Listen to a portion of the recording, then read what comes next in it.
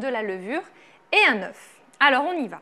On va commencer cette recette par la pâte. Voilà, je vais vous expliquer la pâte sablée. Alors là, c'est enfantin. En plus, on va tout faire au robot. Donc, rien de plus simple. Le tout, c'est de mettre les ingrédients dans le bon ordre. Donc, nous, on va commencer par le sucre.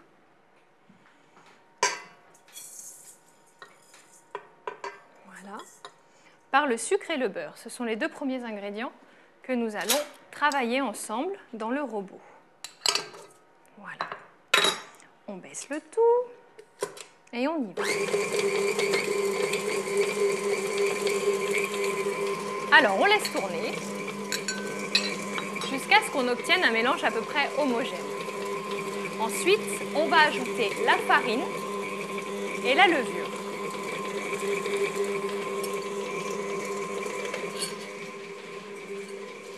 Ça me laisse le temps de faire mon petit ménage. Allez, on y va. On ajoute la farine, donc.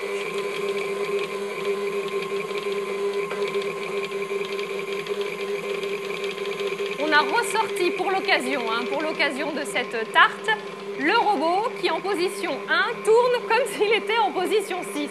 Voilà, on s'est dit qu'une petite explosion de farine serait sympathique.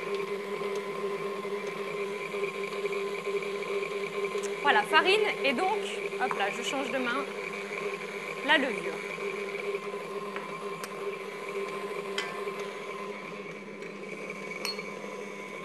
On laisse travailler et ensuite on va ajouter un œuf entier pour lier le tout et avoir une pâte sablée homogène. Et la pâte est terminée.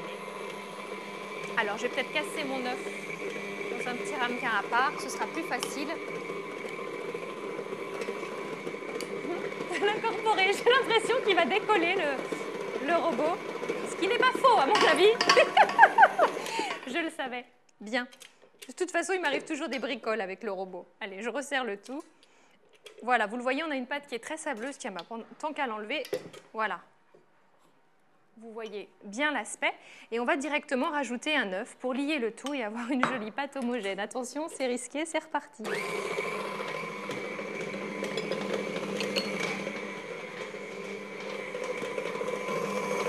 Et voilà le travail. Alors, une fois qu'on a une jolie pâte, que c'est bien lié, eh bien, on la débarrasse de la cuve et on va la laisser 1 heure au frais, 30 minutes et 1 heure au frais. D'accord?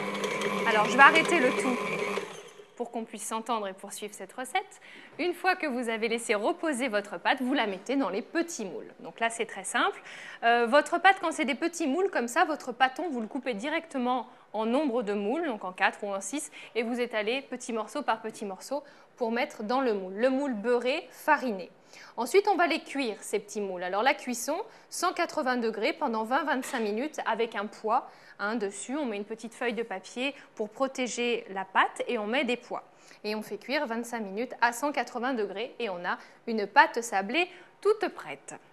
Alors cette pâte sablée, il va falloir la garnir. Pour la garnir, on va mettre du lait concentré sucré. On va faire notre lait concentré sucré tout seul, nous-mêmes comme des grands. Alors comment ça se prépare?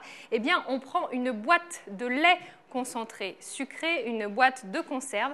Et cette boîte de conserve, on va la mettre directement dans la cocotte minute. Donc comme tout à l'heure, on est parti à froid. Donc on a un petit peu d'eau au fond de la cocotte. On dispose nos boîtes de lait concentré sucré.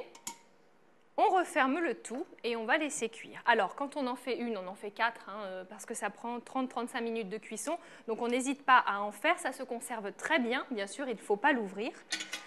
On met donc dans notre cocotte, on referme le tout.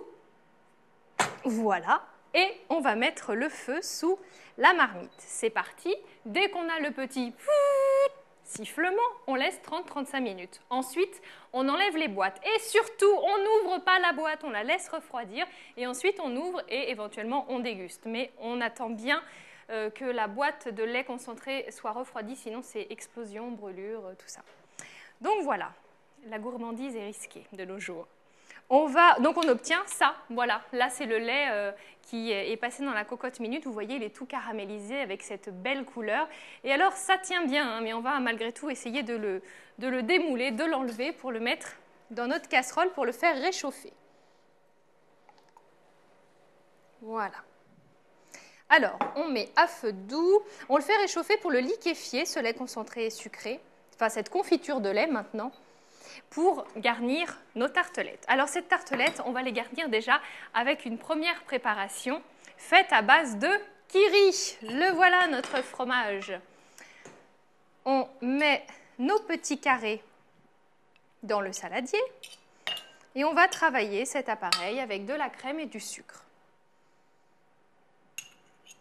La crème, le sucre qui est collé,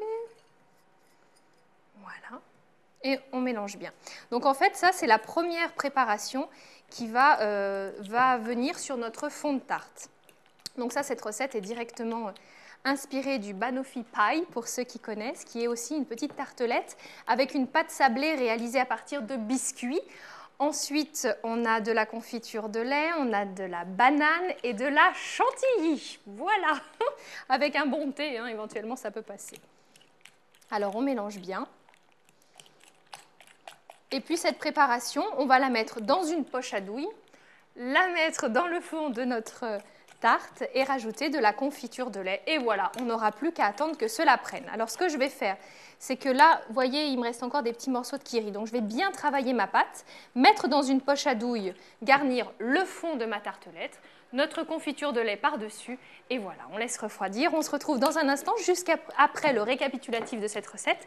Et voilà, à tout de suite. Pour réaliser la tartelette à la confiture de lait, il vous faut un pot de lait concentré sucré, ainsi que 8 portions de fromage blanc fondu, 50 g de sucre, ainsi que 5 centilitres de crème liquide, 125 g de noix de pécan et de la confiture d'abricot. Pour la pâte sablée, vous aurez besoin de 200 g de farine, ainsi que 100 g de sucre roux, 100 g de beurre demi-sel, sans oublier 2 œufs et la moitié d'un sachet de levure chimique. Bon, alors même si nous n'avons plus de temps, je tenais quand même à vous montrer le montage de cette tartelette. Notre appareil kiri, crème, sucre, on le met dans une petite poche à douille. On met le tout, voilà, on remplit. Ensuite, ma confiture de lait qui est chaude, qui est de nouveau coulante, savoureuse. On n'a qu'une envie, c'est de mettre le doigt dans la casserole. Eh bien, on la répartit de manière à peu près uniforme. Voyez-vous, on en met bien beaucoup.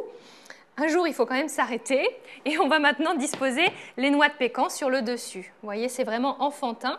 Et là, on fait tout le tour joliment et on laisse refroidir, on laisse prendre notre tartelette. Voilà. Alors, je ne mets pas toutes les noix, je me dépêche. Une fois que c'est bien pris, on prend de la confiture d'abricot, le pinceau, on fait chauffer cette confiture d'abricot et on va faire briller la tartelette délicatement. Vous voyez, on vise les bords, tout doucement,